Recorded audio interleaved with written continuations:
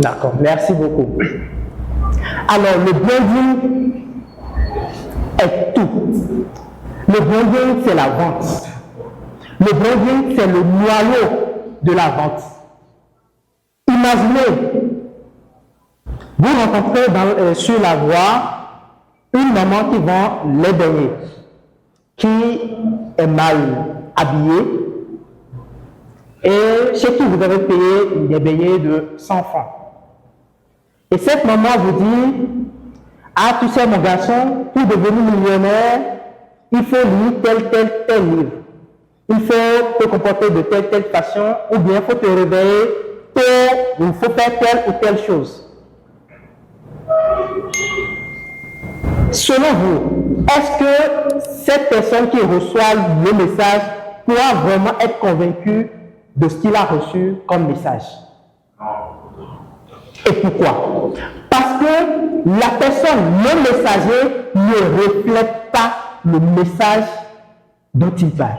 Mais supposons par exemple, Dangote te dit par exemple, hé mon garçon, si tu veux être multimilliardaire, si tu veux être le prochain plus riche de l'Afrique ou Elon Musk, tu dois te réveiller tous les jours à 4 heures. Tu dois faire cette prière. Et il te cite la prière. Que tu dois le faire chaque jour. Si tu le fais pendant 2 ans, tu vas voir comment ta vie va changer.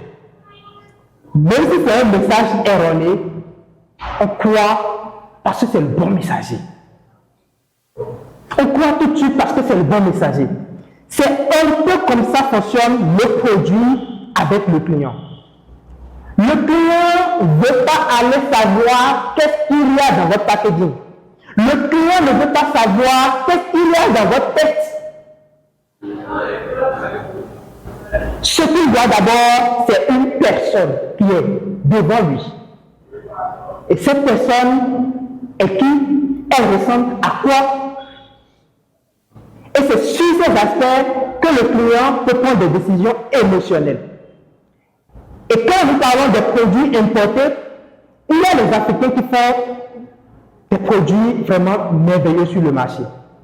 Il faut l'avouer. Mais on a toujours cette difficulté à vendre leurs produits. Pourquoi? Parce que les Africains se concentrent tellement sur le produit lui-même et oublient l'aspect branding, oublient l'aspect perception. Et les Occidentaux, eux, ils se concentrent surtout sur la perception, sur le branding et oublient carrément le contenu.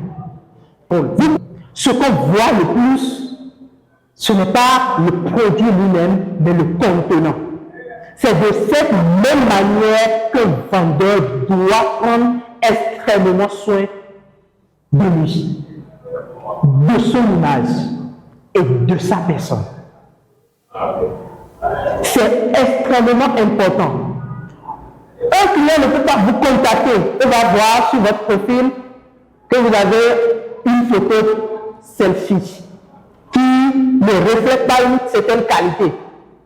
Le client va se dire, si c'est une certaine personne qui est de certain rang, il va se dire, cette personne, si elle n'est pas capable de prendre soin d'elle-même, de prendre soin de son image, ce n'est pas en lui confiant des marchés de millions qu'il va en prendre soin.